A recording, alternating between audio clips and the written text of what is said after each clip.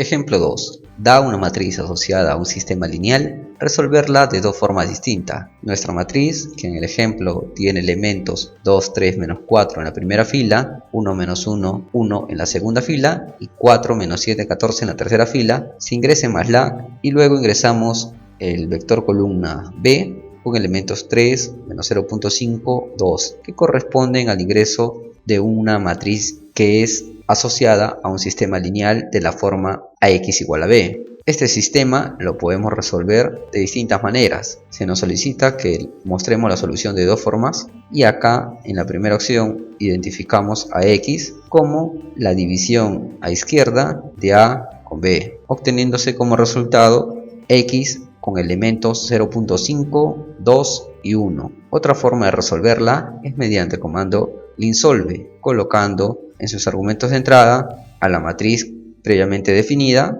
seguida del vector columna B. Como podemos ver, la solución es la misma. Ejemplo 3. Da una matriz A, calcular su polinomio característico y Jordan. Ingresamos nuestra matriz y para obtener el polinomio característicos usamos el comando poly, en el cual solo se debe colocar dentro el nombre de nuestra matriz, obteniéndose los coeficientes de nuestro polinomio característicos. En este caso, nuestro vector tiene 4 elementos, por lo tanto el polinomio característico asociado a la matriz es de grado 3, y que en efecto sería x al cubo menos 3x cuadrado más 4 con término independiente. De manera similar, para calcular el Jordan, usamos Jordan y colocamos dentro el nombre de nuestra matriz, cuya solución para nuestro ejemplo se muestra en pantalla. Recordemos que también vimos comandos similares para utilizar en el cálculo de, por ejemplo, los autovalores y autovectores. Ejemplo 4. Graficar la función seno en el intervalo 0 a 2pi usando tres formas distintas y colores. Cuando realizamos gráficas bidimensionales, primero definimos el intervalo,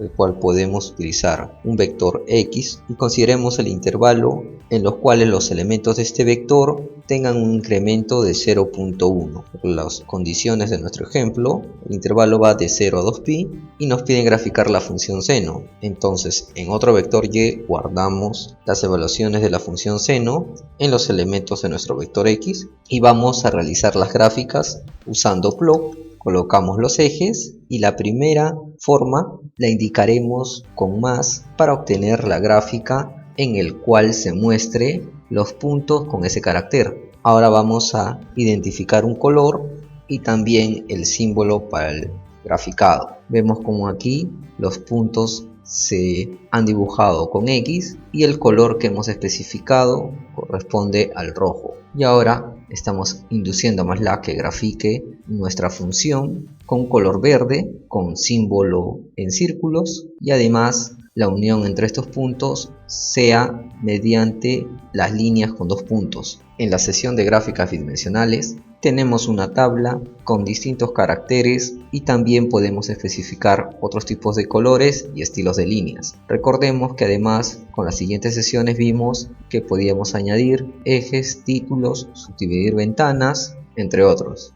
Ejemplo 5. Graficar dos funciones trigonométricas en una misma ventana gráfica, cada uno con sus escalas distintas en el rango. Definimos primero un vector en el cual se identifica al intervalo que va de 0 a 2pi y este vector lo estamos definiendo con elementos que tienen como incremento 0.1. Luego en Y1 almacenamos los valores de la función seno aplicados sobre los elementos de nuestro vector X1. En X2 definimos un intervalo que corresponde a 0,3pi y los elementos se encuentran con un incremento de 0.1. Y2 almacena los valores de la función 2 coseno de X2 y luego para graficar como se solicita en el ejemplo, esto es los ejes para las aplicaciones de nuestras funciones que corresponden a Y1 y Y2 tengan su propia escala, utilizamos el comando plot YY colocando dentro primero X1 Y1 que corresponden a los puntos de nuestra primera función